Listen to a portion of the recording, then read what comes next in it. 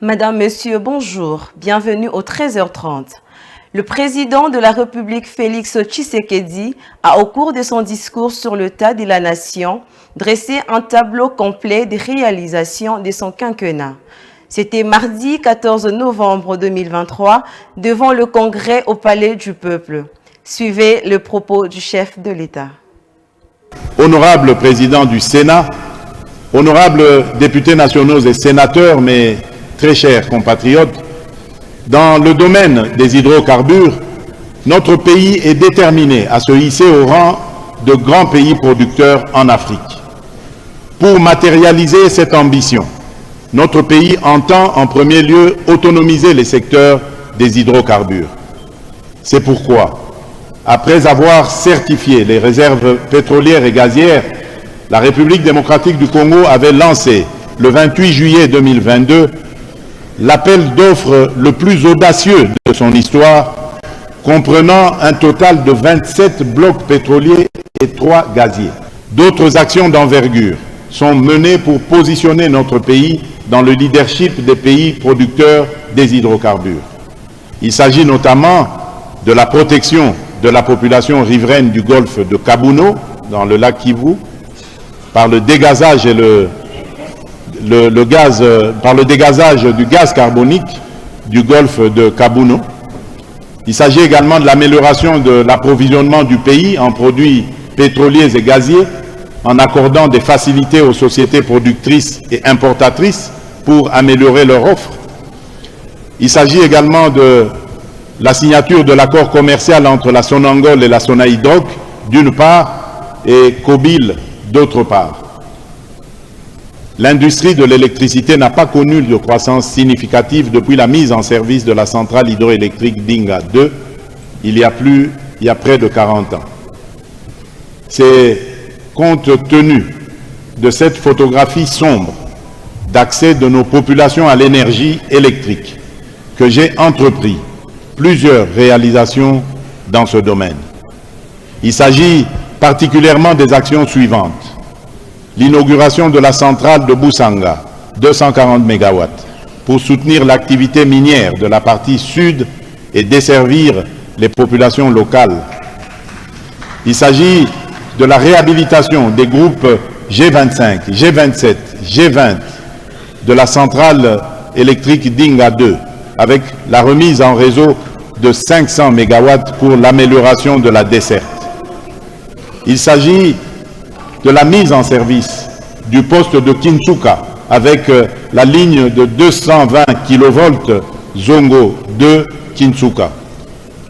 Il s'agit également de l'inauguration de la centrale de Kakobola dans les tout prochains jours, dont les lignes de transport et les réseaux de distribution sont en cours d'achèvement. L'inauguration dans les prochains jours des lignes de transport et réseaux de distribution de la centrale de Tubi-Tubidi et la centrale de Mouovo qui permettra l'électrification des villes et agglomérations du Kasaï central, l'électrification rurale à travers des mini-centrales solaires avec réseau de distribution et éclairage public dans les régions du Grand Kasaï, Grand Équateur et Kivu. Le chef de l'État, Félix Tshisekedi, est attendu le jeudi 16 novembre à Entebbe, en Ouganda, puis à Nairobi, au Kenya, pour des rencontres bilatérales avec ses homologues Yoweri Museveni et William Ruto. Ils mettront l'accent sur des questions sécuritaires dans l'Est de la République démocratique du Congo. Au moment où l'armée ougandaise est actuellement engagée dans les opérations dans la partie est du pays. Suivez.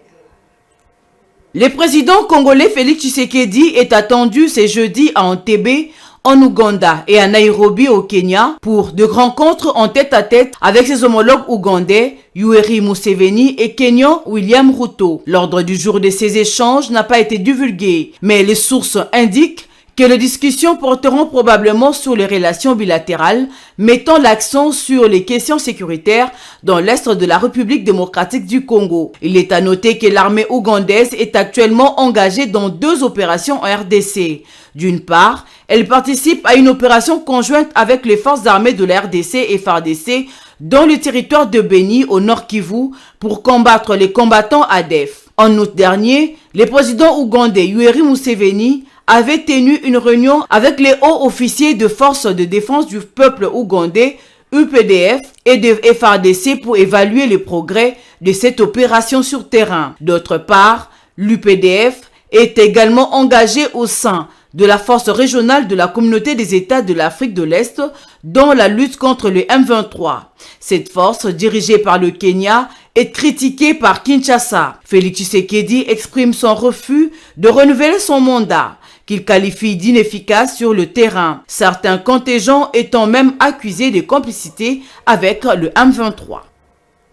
Après 2 ans et 4 mois de travaux, un nouveau poste de fourniture de l'énergie électrique de la SNEL, Société nationale de l'électricité, d'une capacité de 200 kV, a été inauguré par le chef de l'État, Félix Tshisekedi Tshilombo, le lundi dernier.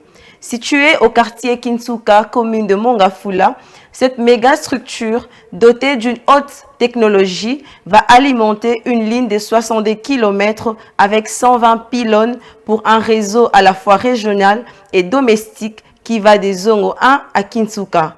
Explication de la cellule de communication de la présidence. Suivez.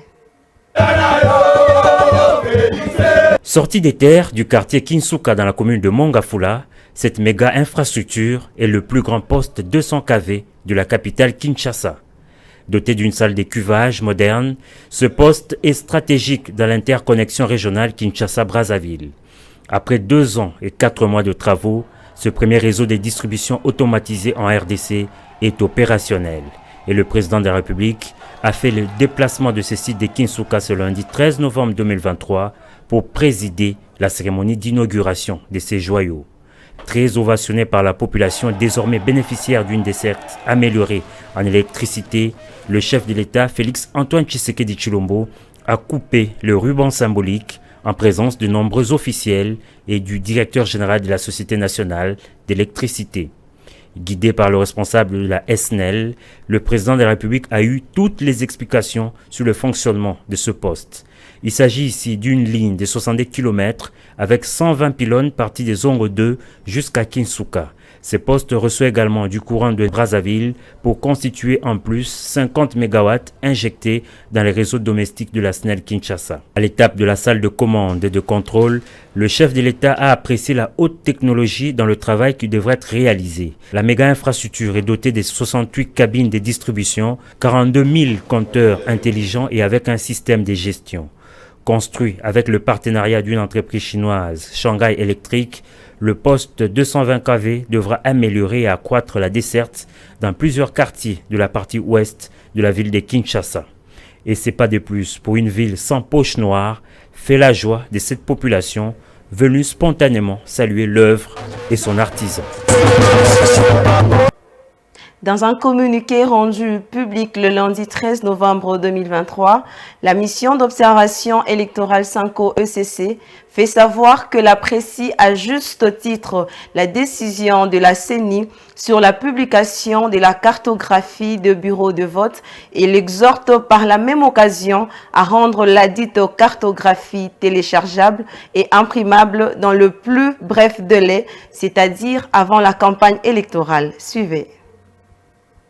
La mission d'observation électorale Sanco ECC a procédé à une analyse approfondie de la cartographie qui renseigne plusieurs chiffres différents concernant le nombre d'électeurs repris dans le fichier électoral et dupliqués jusqu'à 4 fois dans la cartographie de bureaux des votes. Elle indique que le territoire de Kailo dans la province du Maniema a été omis et invite la CENI à corriger ses erreurs. Il ressort de cette analyse que la CENI a communiqué plusieurs chiffres différents concernant le nombre d'électeurs repris dans le fichier électoral. En effet, le rapport de la CENI renseigne que 43 941 891 électeurs avaient été inscrits dans les 26 provinces de la RDC à la date du 15 juin 2023. Alors, la loi portant répartition des sièges mentionne un total de 43